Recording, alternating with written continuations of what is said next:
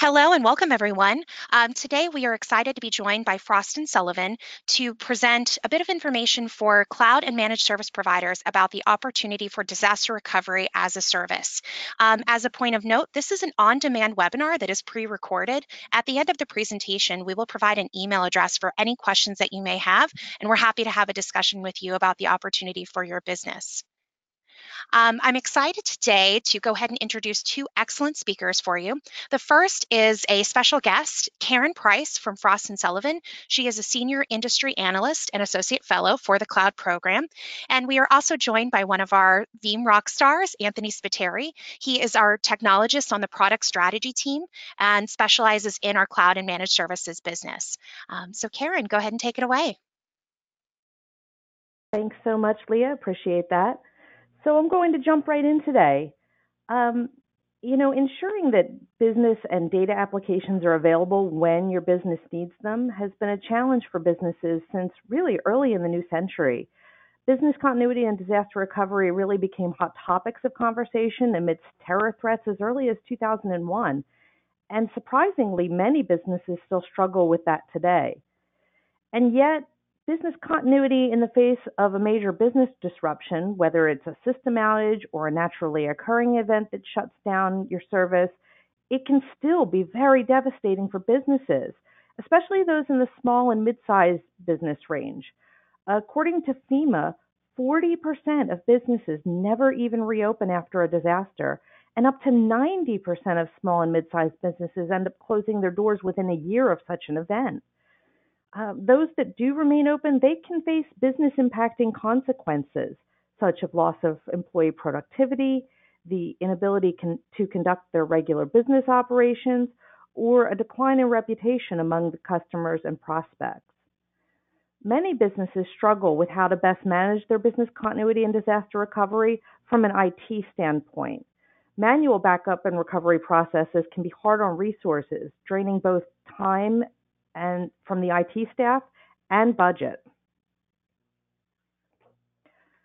For most businesses, older methods of backup and recovery, like backing up to tape at the end of a business day or maybe a couple of times per week, it just doesn't work anymore. Today's businesses are generating too much data that can potentially be lost between backups, and that data resides across too many sources for a daily or a weekly tape backup to really be effective. And in the event of an emergency, attempting to ship tapes to some other operational location, mount them to new servers, remap all the data paths, that can take days or weeks to achieve, resulting in downtime that lines of business mostly find unacceptable.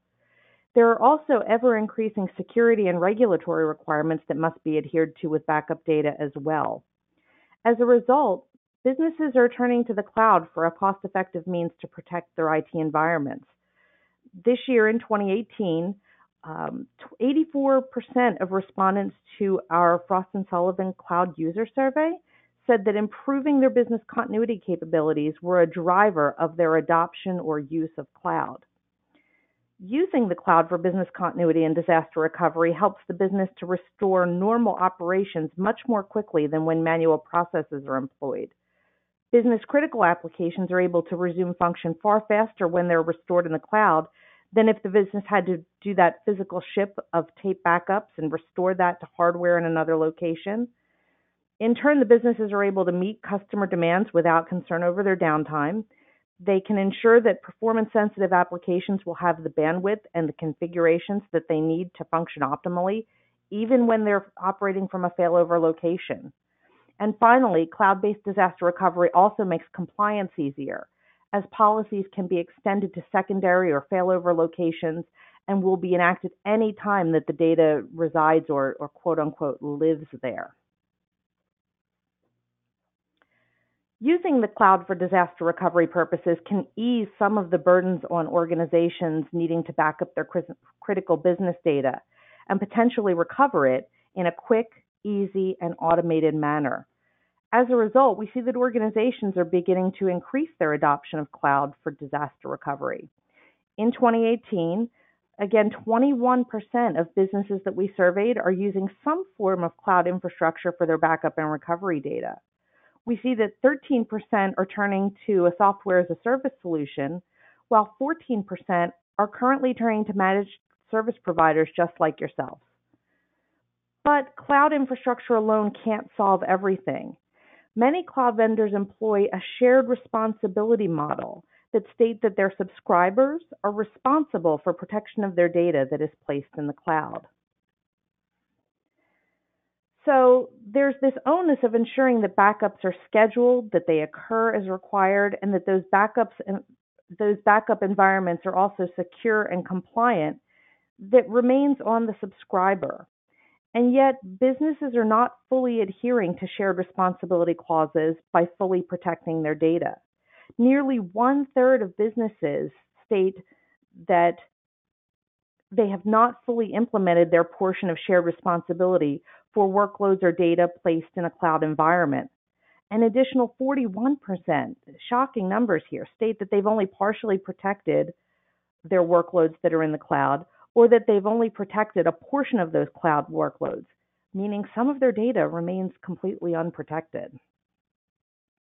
We see here also that the provider is generally only responsible for protecting their compute, their storage, any networking configurations on their end, and databases, their own regions, their zones, perhaps edge locations.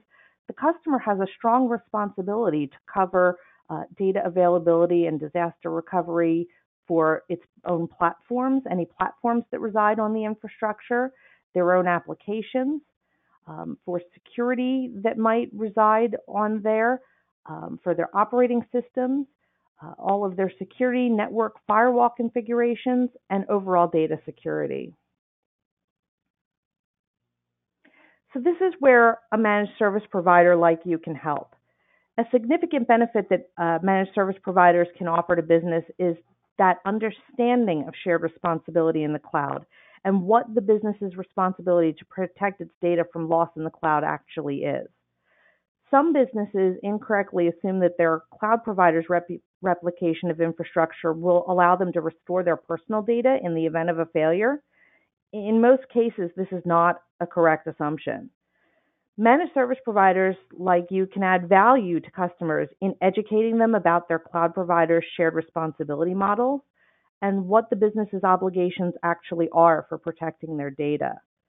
With most cloud service providers, this means the business or the subscriber is responsible for the backup and any potential restoration of their own applications and data, while the provider remains responsible for their hardware and networking components, as well as storage, as we mentioned on the previous slide. Helping businesses to understand this shared responsibility and how to execute a security and data availability plan that will ensure the integrity of both data and workloads is a prime benefit that you can bring to business customers. Managed cloud services for data availability and disaster recovery is slowly growing in popularity. In 2015, just 6% of businesses were using managed services. But in 2018, today, that number is more than doubled, reaching 13%. And in a survey that we did last summer in June of 2017 of current managed cloud users, 68% stated that their adoption of managed cloud had improved their business continuity and disaster recovery capabilities. Improvement of business continuity and disaster recovery ranked in the top 3 operational benefits that were derived from using managed cloud services, according to those current managed cloud users. When it comes to disaster recovery, managed service providers may also help business customers to better understand their responsibilities around the shared responsibility model for data protection.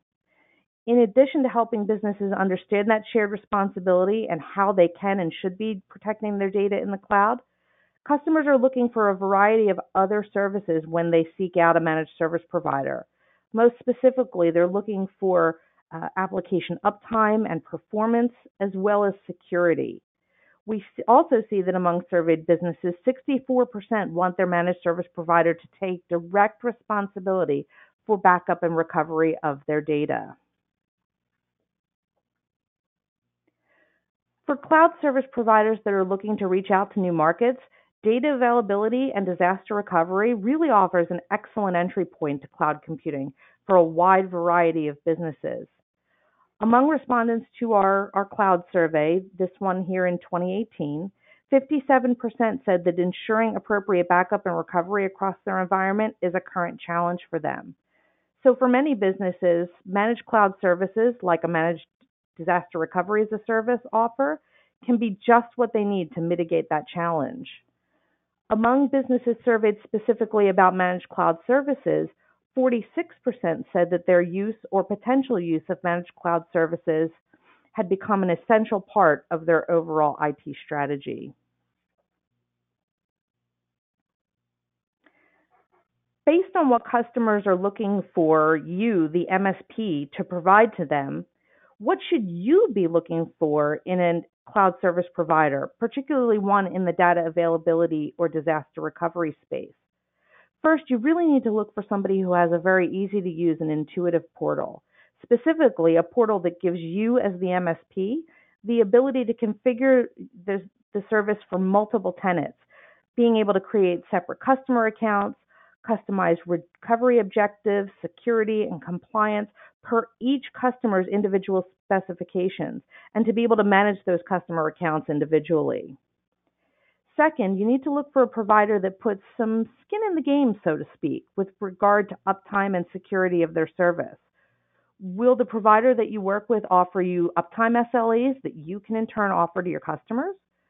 Customers want to know that cloud services that they can rely on will work to back up their workloads as they're supposed to, so that they can count on that data being available in the event of an outage.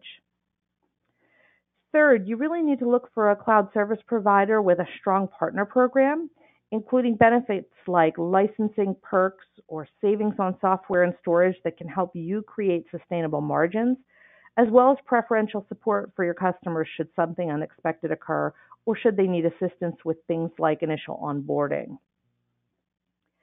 Next, you should look for a provider that allows you to promote your own brand by things like white labeling their service.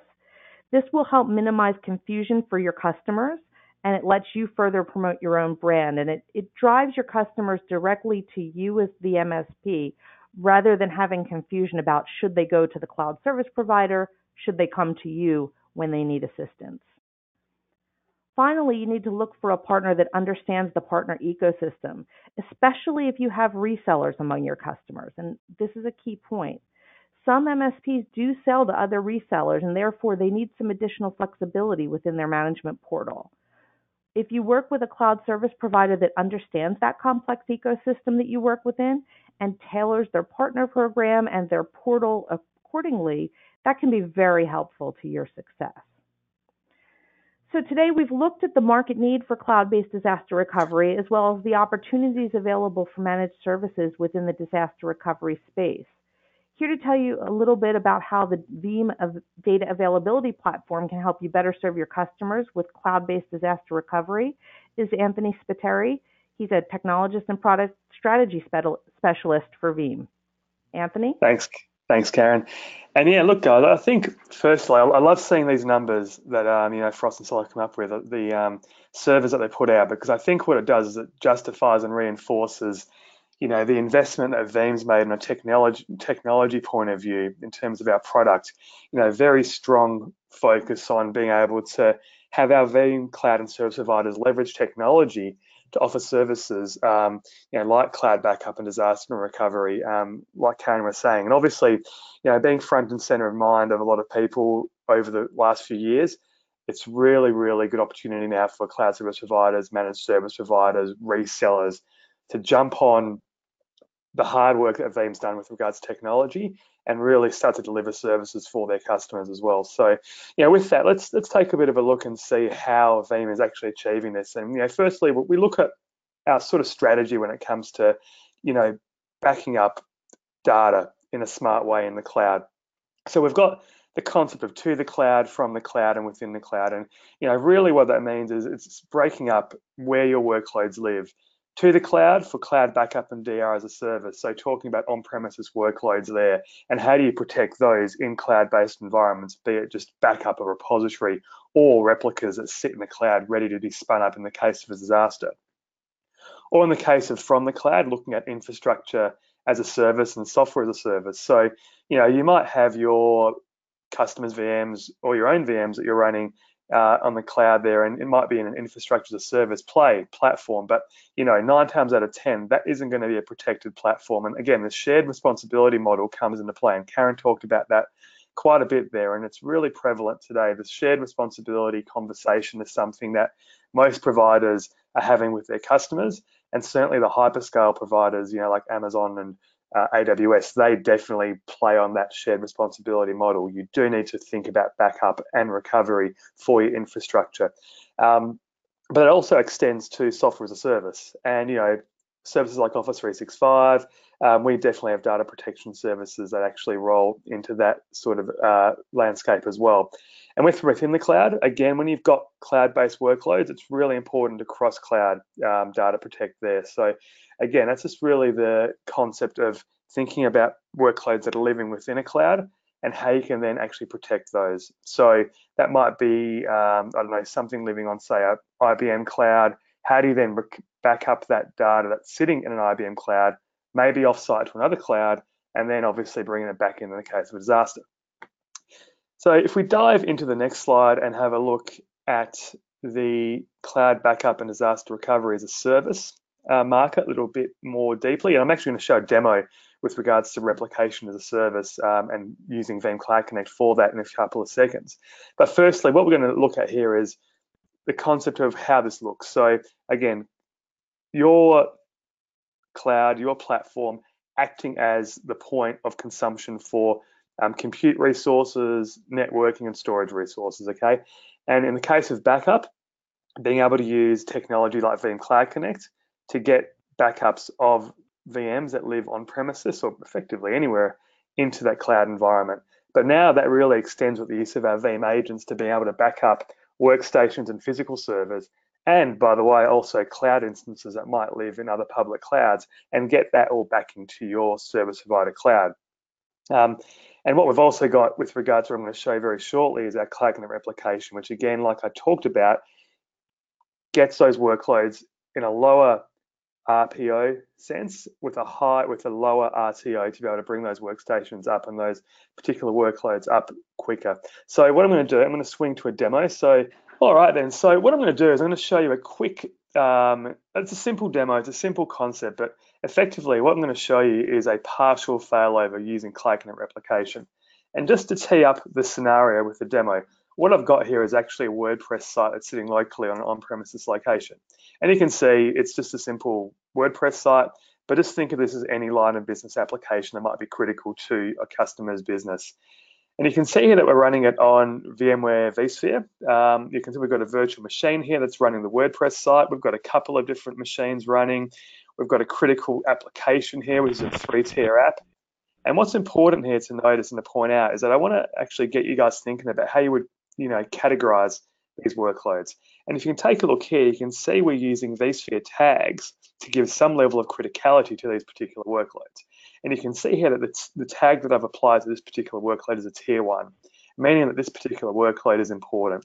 If we go down here to WordPress 02, which is a different workload, you can see it's got a tier 2. So what does it actually mean when we're looking at backup jobs? If we have a look at the actual tags itself in vSphere, you can see that we've got a couple of categories, backup and replication. And then we assign tags to those particular categories, okay? So we know that in this case, if we've tagged at tier 1 and tier 2, we're looking at replication.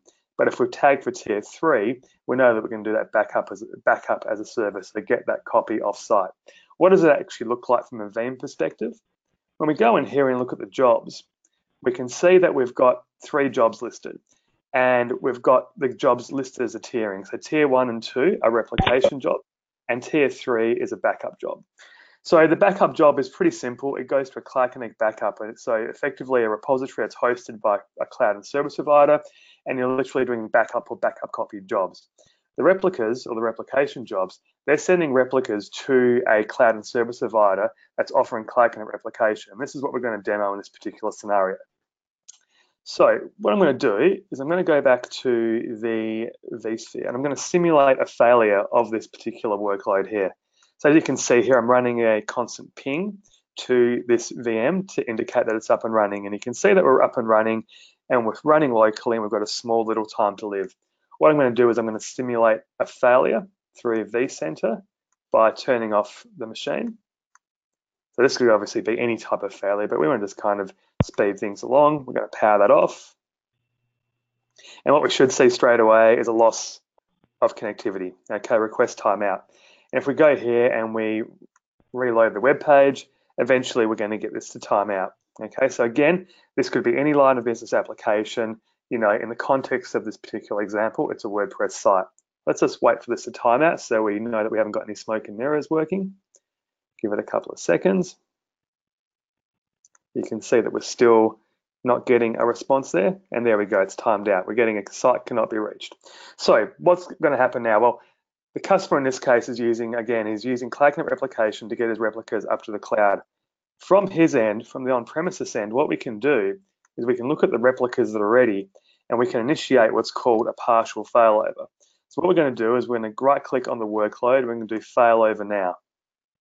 And what it's going to go and do is basically check the cloud provider end to make sure that these replicas are ready, and we're going to select a point in time. So while this loads up, you can see here we've got a point in time that was less than a day ago. We're going to click on next, and then it's going to do some validation here.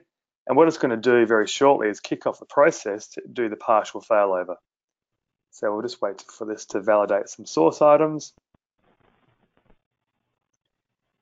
And we'll go through the next step shortly. Okay, so we're going to initiate this partial failover. So while this is starting, this will take a little bit of time to kick in. I'll just explain what's happening here. So with Cloud Connect replication, we've got two types of failovers. We've got what we call a full failover, and we've got what's called a partial failover. So what I've triggered here is a partial failover. And this effectively means that we've lost one particular workload on premises. Understanding that in a normal occurrence, the likelihood of a whole site going down, or there's being some dramatic event that is going to cause a data center to go out, is actually very slim. So the fact that we brought in this partial failover into this product is to highlight the fact that really, more often than not, a single workload is going to be impacted by a particular disaster. So the partial failover works by having what we call a network extension appliance at both ends. We deploy one locally on premises, and when the service provider provisions a tenancy account, they actually deploy what's called the network extension appliance, or NEA, at their end as well. What happens is that network extension appliance at both ends, they fire up, they talk to each other via what we call a cloud gateway, which is our central point of entry for most of our cloud services with Cloud Connect, the Cloud Connect gateway. And then the two NEAs will talk to each other, and they will extend the on-premises network to the cloud network. Okay, and what that means is that we can basically bring up this workload in the cloud, but have it as if it was running locally. So that is to say there's no re-IPing of addresses, it'll basically just work. And when this actually creates a layer 2 network and extends, what we'll find is that we'll get the we'll get the ping responses back, and we'll also be able to fire up the website as if it was still running locally. So it'll also take a little bit more time. So I mentioned that there was another type of failover, which is the full failover. And this is more used in the case of a full site disaster. So what this does, it basically creates what we do a failover plan. So locally from your Cloud Connect console, from your Veeam Backup Replication console, you'll create a failover plan. When that failover plan is executed, it will basically bring up all of your virtual machines at the cloud end and also front it with that network extension appliance. The only difference now is that network extension appliance is now the edge of the network. So you can actually have your service provider invoke the failover plan. Most service providers today offer the ability to be able to remotely trigger this from what we call the Cloud Connect portal, which allows you to trigger the plan, or you can ring up and have the provider do it themselves. Okay, so there's a couple of ways to do it. But again, the difference between the partial and the full is that the partial assumes that the whole site has gone down and you want to bring up everything as it was running on the cloud end. Again, very cool technology, works really well. But what we're going to see here is this partial failover, which for me is a lot more fantastic to sort of see it working, because the concept of extending that network from the cloud is something that's quite impressive. So at the moment, you can see here that we're processing the server side, and now we're going to process the client side. If I go back here to the vCenter, you'll see here that we've got an appliance And this appliance very quickly will be brought up. So what we're doing is Veeam Backup Replication is talking to vCenter. It's saying, hey, turn on the network extension appliance, which you can just see this happen then. When this turns on, it's going to establish that connection to the cloud end and extend the network. So let's just give that a little bit more time to finish. Not too long now. And what we'll actually see if I bring the ping window up is we should see the ICMP responses start to kick back in. So let's give this a couple of more seconds. This is totally live, so always risky, but there you go, like magic. The thing to point out here and the thing to notice is that these response times here are elevated. And that means that obviously now the network has been extended and we're actually running this workload in the cloud. And that's definitely highlighted by the fact that our ping responses are about 394 milliseconds, whereas before, obviously, they were under 1 millisecond. So now if I go back and just to complete the demo, I'll go back to the website address, we'll load it up, and all things being equal, this will actually load up, bam, okay. So now we're actually running this workload, it's back up and running, everyone's happy, but we're running it from the cloud end. The partial failover has done its job. Very good. Awesome technology, great way, and a great example of the technology that Veeam's got out there to basically help customers have service continuity with their line of business applications. Effectively, what you can do here now to stop the failover once it's been done, we'll just click through and we should have some particular replicas that are in different state. So give it a sec to change over there. We'll change over in a second. There we go, success. Obviously, once we've failed it over, we've got a couple of options here. So we can undo the failover, which will effectively just stop what we're doing and bring everything back to as it was before we triggered it. Or we can fail back to production. So this is a really important thing as well. Obviously, if you're running this software and it's being used by your employees and it's changing, if you've got data, say with a database engine, your people entering records, whatnot, you obviously want to replicate those changes back to your on-premises location to bring it back once you've fixed the local site up. So this fail back to production option will effectively replicate the changes back from the cloud to the on-premises instance as well. So that's a pretty cool thing as well. I'm not going to show you that, but it's just show you that fail back is just very important to consider in line with also failing over initially. So I'm just going to do the undo failover, but effectively it's going to stop the process. We'll go back to normal. We'll lose the ICMP request. We'll be able to bring back the workload by powering on the VM and everything will be back to normal. But Karen, that's a really powerful example of how Veeam is empowering our cloud and service providers to offer these services that I guess the people that you interviewed are really looking for now. So back to you to wrap up. Thanks, Anthony. The Veeam platform really is a very robust offering that's developed in a way that works really well for the managed service providers. As you saw in Anthony's demo, that ability to just fail over each individual server as need be. So if one customer has an outage, you take care of theirs. You don't have to worry about the rest. So specifically for MSPs, Veeam offers that very highly configurable service and console that allows you as an MSP to configure multiple tenants under a single partner. It really makes it easy for you to create retention policies, do that failover and failback specific to each customer that you serve. It also removes some of the licensing restrictions. I know Anthony didn't mention that, but from working with Veeam, I happen to know that that as a partner, you have fewer licensing restrictions than what's imposed on individual customers, and it enables you to easily serve many clients without licensing issues. Veeam also offers a really strong partner program with the ability to white label their service and to add your own partner information to the console so that your customers know to come directly to you for all of their data availability needs with Veeam as the underlying partner. Veeam really also recognizes the ecosystem that you're working within. In talking to them in recent weeks and months, I learned that they're currently testing a reseller use case for their service that would allow you to configure a reseller who in turn serves more multiple clients within its Veeam Availability Console. That recognition that you MSPs are working in an increasingly complex environment is important. It's driving enhancements to the Veeam portal, such as this reseller use case, that will make it easier for MSPs like you to serve your customers. So Leah, I was happy to talk a little bit about how the Veeam console is able to help managed service providers like the ones that are listening to this on-demand webinar. And I will throw it back to you to tell them about next steps. Great. Thank you so much, Karen. So in terms of next steps, we really recommend that you take a look at vee.am/service providers to learn more about all of Veeam's products and how they can help you deliver value to your customers to the cloud, from the cloud, within the cloud, and for that on-premises piece. We've also included more information about free trials and our pricing information for service providers. Again, we have that great flexible licensing option that is going to be best suited for a cloud and managed services business.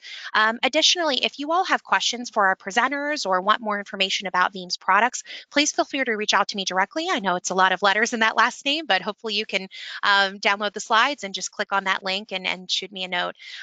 Thank you so much for your time. We're certainly really excited to have your partnership. And again, if you have any questions, just let us know.